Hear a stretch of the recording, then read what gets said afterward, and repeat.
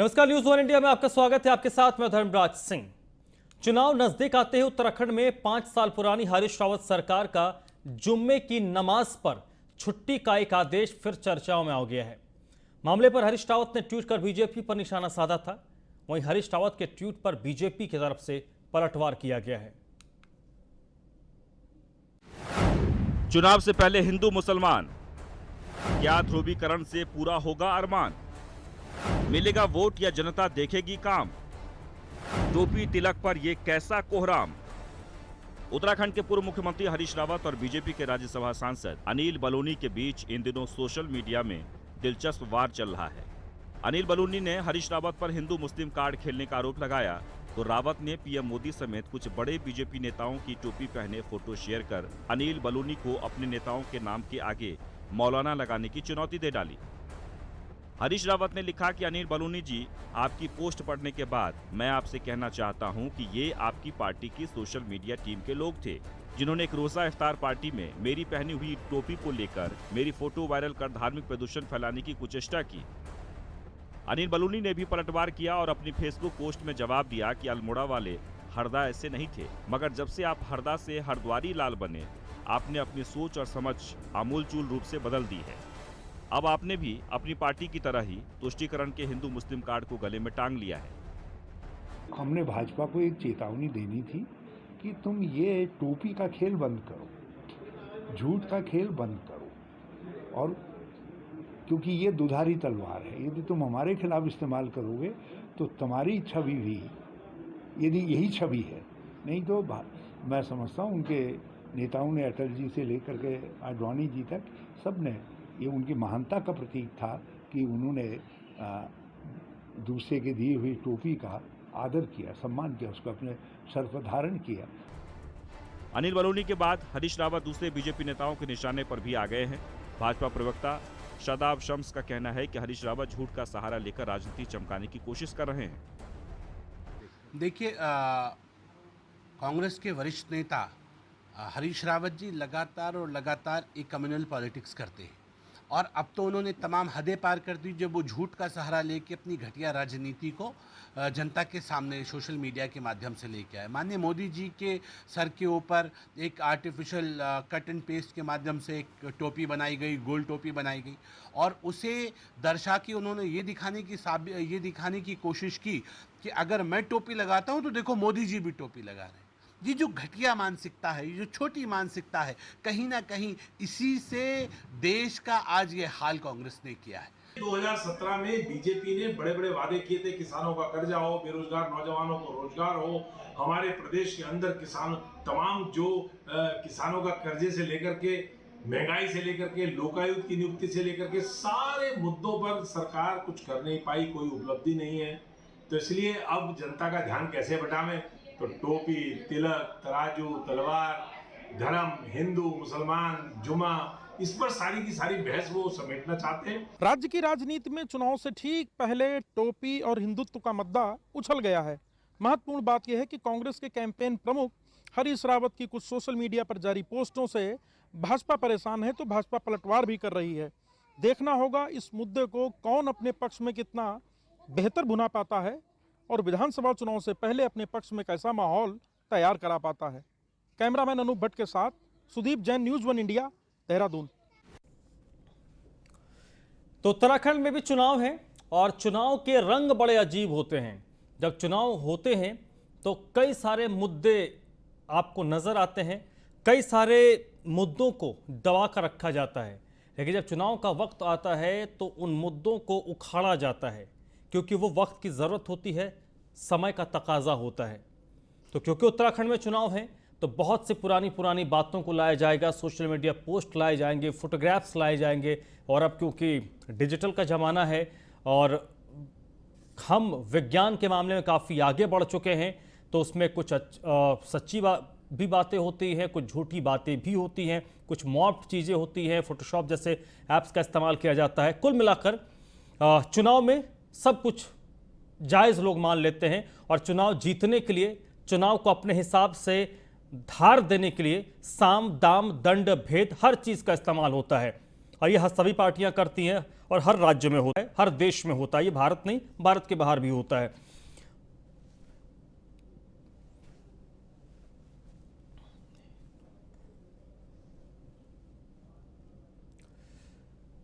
तो आज इसी मुद्दे पर हम चर्चा करेंगे। देवभूमि के चक्रव्यूह में कई सारे मेहमान इस चर्चा में मेरे साथ जुड़ेंगे, लेकिन इस वक्त मेरे साथ जुड़े हैं शादाब शम्स साहब, भारतीय जनता पार्टी के प्रवक्ता हैं। शादाब शम्स साहब, उत्तराखंड में 2-4 दिनों पहले तक बातचीत चल रही थी कि कैसे बिजली सस्ती हो, रोजगार का मुद्दा, कोविड के दौरान किस तरीके से सरकार ने काम किया, तो विपक्ष कह रहा था सरकार ने कुछ नहीं किया, टोटल फेल्योर था। रोजगार की बातें हो रही थी, बेरोजगारी की बातें हो रही थी, कैसे उत्तराखंड को बेहतर किया उसकी बात हो रही थी। लेकिन अब टोपी की एंट्री हो गई है और टोपी की जैसे एंट्री हुई, तमाम जो चीजें हैं वो अब बैकफुट पे आ गई है, वो चीजें कहीं नजर नहीं आ रही। क्या ऐसी चीजें पूरे इशू को डाइवर्ट करती हैं? आप बिल्कुल देखिए, डाइवर्ट करके हम लगातार इस बात कि कांग्रेस को ऐसी कम्युनल पॉलिटिक्स नहीं करनी चाहिए। कौन लेके आया टोपी को? किसने माननीय प्रधानमंत्री नरेंद्र मोदी जी की फोटो टोपी लगाकर, उनकी एक फोटो को क्रॉप करके उसके ऊपर व्हाइट टोपी पहनाकर, सफेद टोपी, गोल टोपी पहनाकर और एक मुल्ला जी से मिलते हुए किसने डाला? ये हरीश रावत जी ने डाला। यहां से विवाद शुरू हुआ कि आप क्यों डाल रहे हैं इसे। अगर कोई आपकी टोपी डाला और आपको शर्म आ रही है उससे, मत पहनिए ना टोपी। किसने कहा टोपी पहनने के लिए? आप सफाइयां भी दे रहे हैं, आपको टोपी पहनने भी है, फिर सफाइयां भी दे रहे हैं और गलत सफाइयां दे रहे हैं, झूठ साबित कर रहे हैं आप। आपको किसने कहा कि आप क्रॉप कराइए एक इमेज को और उसके ऊपर माननीय प्रधानमंत्री के सर पे टोपी रखिए? ये झूठ की राजनीति कांग्रेस कब तक करेगी?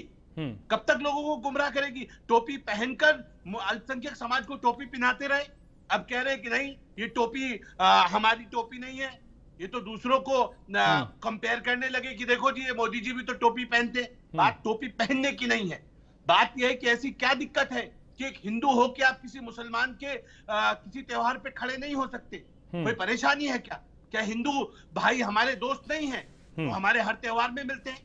मैं भारतीय जनता पार्टी का प्रवक्ता हूं, मैंने रोजा अफ्तार कार्यक्रम किया, मेरे मुख्यमंत्री, मेरी तमाम पार्टी मेरे यहाँ आए, तो क्या वो मुसलमानों से परहेज करते हैं? नहीं।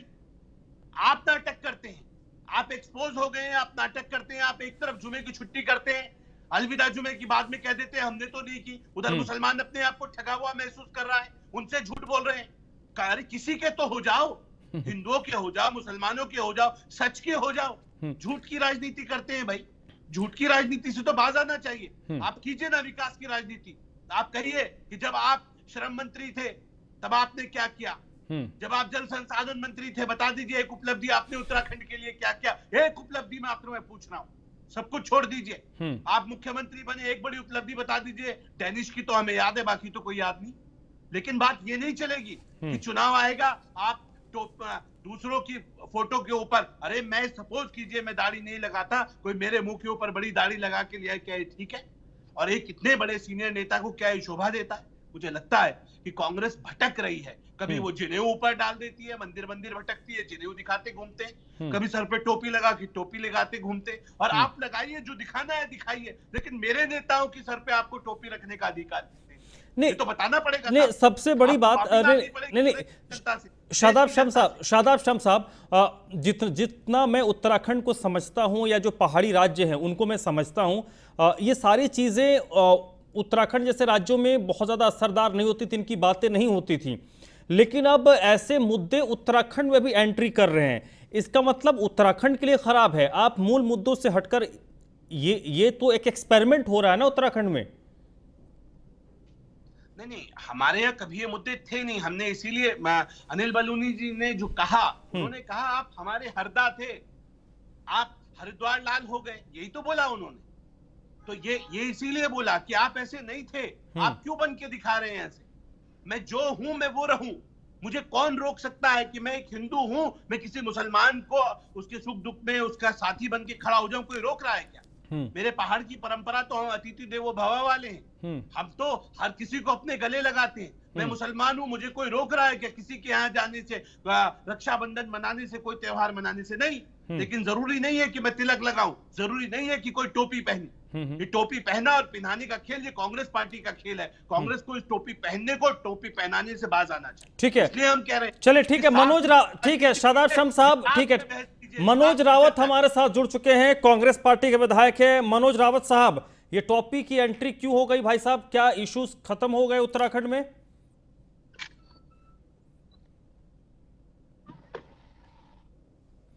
मनोज रावत जी, आवाज आ रही है आपको मेरी?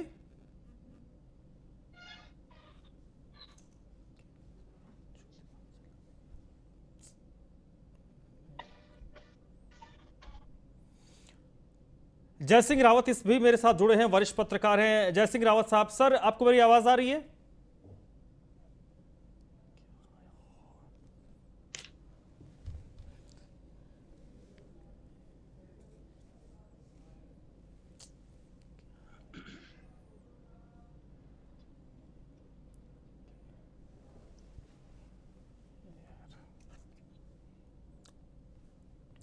तो शादाब शम्स साहब हमारे साथ बड़े, मेरी आवाज़ संभवतः जय सिंह रावत साहब और मनोज रावत तक नहीं जा रही है, हम दोबारा से उनसे जोड़ने की कोशिश करेंगे।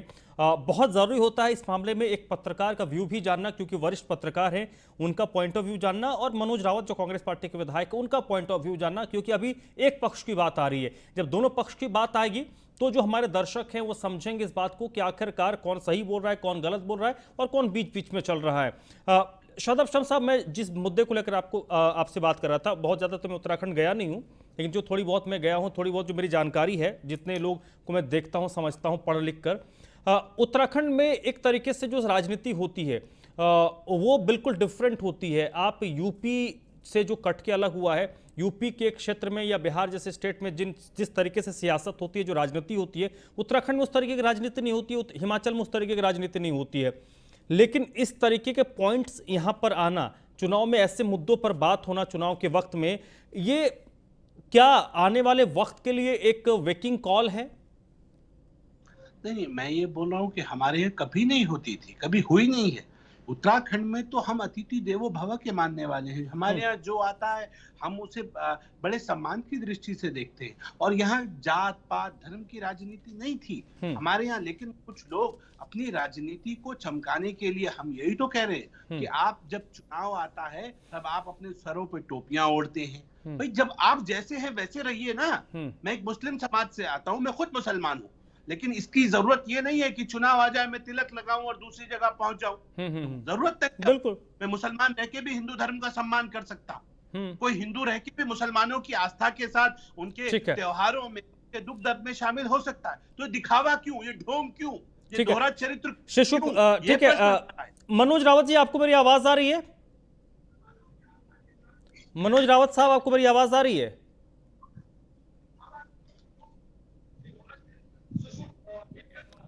लगता है मेरी आवाज उन तक नहीं जा रही। जय सिंह रावत साहब, सर आपको मेरी आवाज आ रही है? जी हाँ, आ रही है। ठीक है सर, आप मुझे बताइए, उत्तराखंड को मुझसे बहुत बेहतर आप समझते हैं, आप लंबे वक्त से वहां पर काम करते रहे हैं। उत्तराखंड की सियासत में टोपी की एंट्री क्यों हुई, और क्या ये इतना जरूरी है, और अगर ये प्रयोग है तो क्या ये प्रयोग सफल हो सकता है?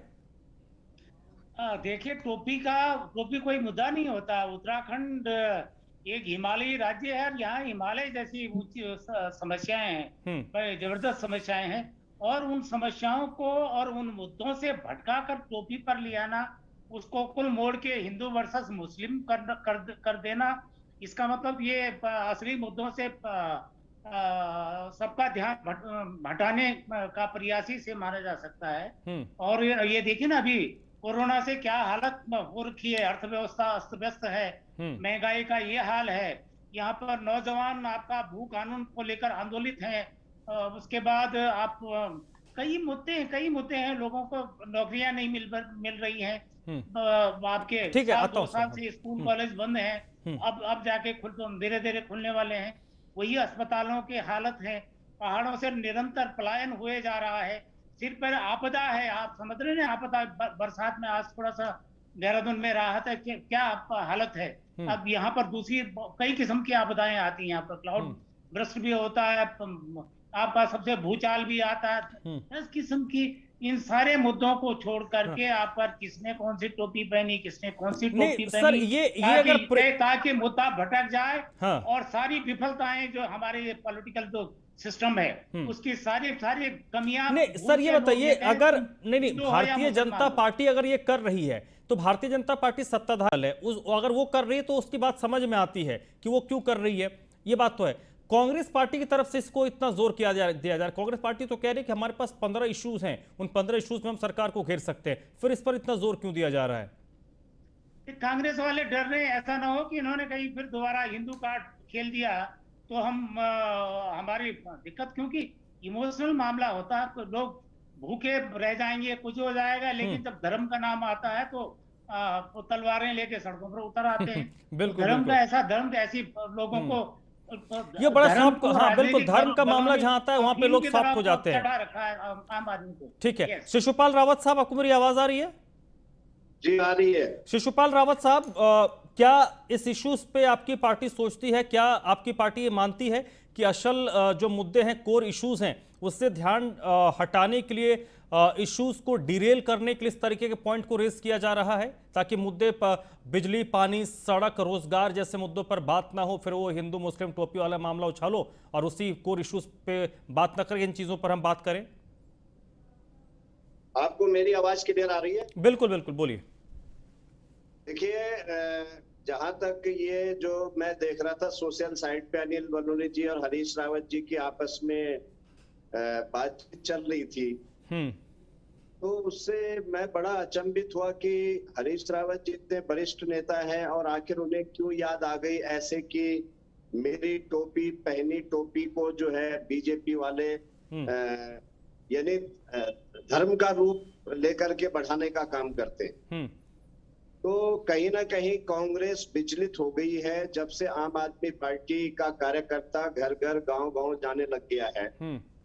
तो इन दोनों पार्टियों को, क्योंकि हमें मानते कि दोनों पार्टियां जब भी चुनाव नजदीक आते हैं हिंदू मुस्लिम मंदिर मस्जिद करने का काम करते हैं, और वो आज जीता जागता उदाहरण मिल गया, चाहे राज्यसभा सांसद अनिल बलूनी जी हो कि उन्हें हरद्वारी लाल कह रहे हो, या जो है हरीश रावत जी हैं कि टोपी दिखाने का काम कर रहे हो। तो कहने का मतलब है कि बीजेपी कांग्रेस के पास 21 सालों में अब जवाब देने के लिए कुछ नहीं रह गया है, इसलिए ये जो है हिंदू मुस्लिम की राजनीति कर रहे हैं। आम आदमी पार्टी का स्पष्ट मानना है कि काम काम काम की राजनीति हो। और अच्छा लगा मुझे आज के अभी सादाब शम्स भाई कह रहे थे जो बीजेपी के प्रवक्ता हैं कि भाई हरीश रावत जी बताए कि जब वो जल संसाधन मंत्री थे तब उन्होंने क्या उत्तराखंड के लिए किया।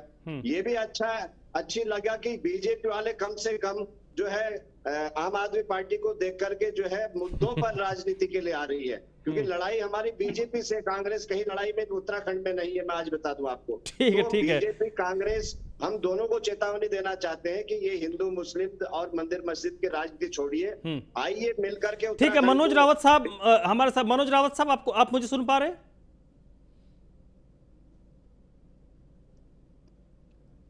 मनोज रावत जी, आपको मेरी आवाज आ रही है?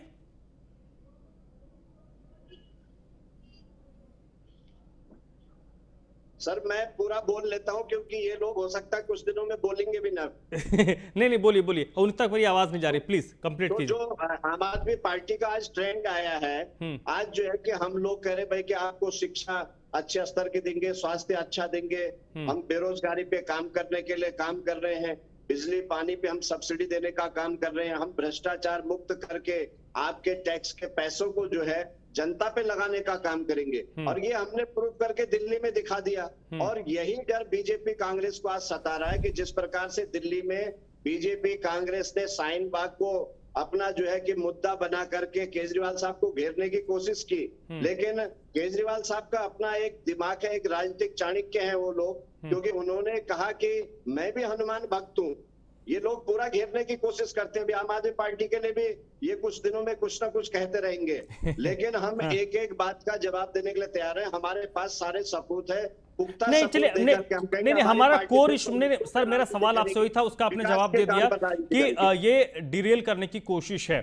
ठीक है, शादाब शम्स साहब, आप कुछ बिल्कुल आपके पास कुछ ना कुछ होगा कहने को, लेकिन इस पूरे सिनेरियो को आप ये उम्मीद करेंगे कि ये चीजें कम हो, इन मुद्दों पर बात ना हो, भले आपको जवाब देना पड़े, आप रोजगार को लेकर बात कर लो, आप बिजली पानी सड़क को लेकर बात कर लीजिए, को सब लोग करें, आप भी करें, आपके विपक्षी पार्टी भी करे, कम से कम टोपी वाला मुद्दा तो ना आए। नहीं, हम तो बिल्कुल नहीं चाहते हैं टोपी वाला मुद्दा, और हम बिल्कुल नहीं चाहते कि हम उत्तराखंड का शाहीन बाग बनने दें। किसी कीमत पे उत्तराखंड को शाहीन बाग नहीं बनने दिया जाएगा। उत्तराखंड का अलग कल्चर है, हम दिल्ली नहीं है, हम देवभूमि उत्तराखंड है। तो कोई हमें ना समझाए कि उन्होंने क्या किया है और वो यहाँ क्या करना चाह रहे हैं। अभी आम आदमी पार्टी बात कर रही थी, मुझे ताज्जुब हुआ, वो कह रहे हैं कि हमने बहुत कुछ किया है। अरे आप अभी अरविंद केजरीवाल जी ने लिखा 300 यूनिट बिजली फ्री देंगे, किसानों को फ्री बिजली देंगे। भाई दिल्ली के किसान नहीं है क्या? पहले दिल्ली में देके दिखाइए 300 किसानों को मुफ्त बिजली, और दिल्ली के लोगों को अभी 200 दे रहे हैं, वहां 300 दे दीजिए ना, पहले फिर हमसे वादा कीजिए। हम तो, आप सोच भी नहीं सकते, अगर आप जो उत्तराखंड की सरकार ने, हमारी सरकार ने काम किया, हमारी सरकार ने अटल आयुष्मान योजना जारी की, हर पैदा होने वाले बच्चे से लेके और प्रदेश के बुजुर्ग, कितना भी बुजुर्ग हो, बहन हो, माँ हो, बेटी हो, सबको 5 लाख रुपए का एक कवर दिया है, एक लाइफ कवर दिया है, एक सुरक्षा कवच दिया है हेल्थ का। मेरी सरकार ने काम किया। 5 लाख रुपए का, आप 300, 400, 500 रुपए की बिल के लिए गाना गा रहे हैं हम। ठीक नहीं, मेरा आखिरी सवाल है जय सिंह रावत साहब, सर 10 सेकंड में, जय सिंह रावत साहब सर 10 सेकंड में मुझे बता दीजिए कि क्या उत्तराखंड के जनमानस में ऐसे मुद्दे, ऐसे इश्यूज उनको किसी तरीके से मॉड्यूल करने की कोशिश करते हैं? क्या इसका प्रभाव पड़ता है वहां की आम जनता में? देखिए, सत्ताधारी दल के से 50 सवाल हैं, उनसे सवाल है कि आपने ये भूमि कानून के साथ छेड़छाड़ क्यों की, लोगों की जमीनों को लूटने की छूट क्यों दी? तो बीजेपी से पूछा जाएगा कि भाई आपने भ्रष्टाचार मुक्त चाहते थे तो आपने लोकायुक्त क्यों नहीं बनाया?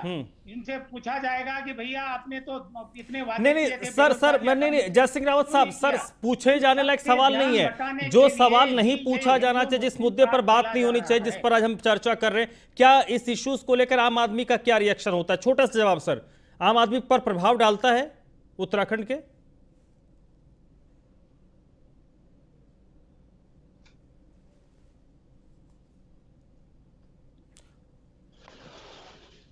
चलिए, लगता है मेरी आवाज़ उन तक नहीं जा रही और वक्त भी खत्म हो गया है। शादाब शम्स साहब, सर वक्त खत्म हो गया, सॉरी, इस पर हम फिर कभी बात कर लेंगे, आपको ज़रूर बुलाएंगे। आज समझ सकते हैं आप, वक्त की पाबंदी है।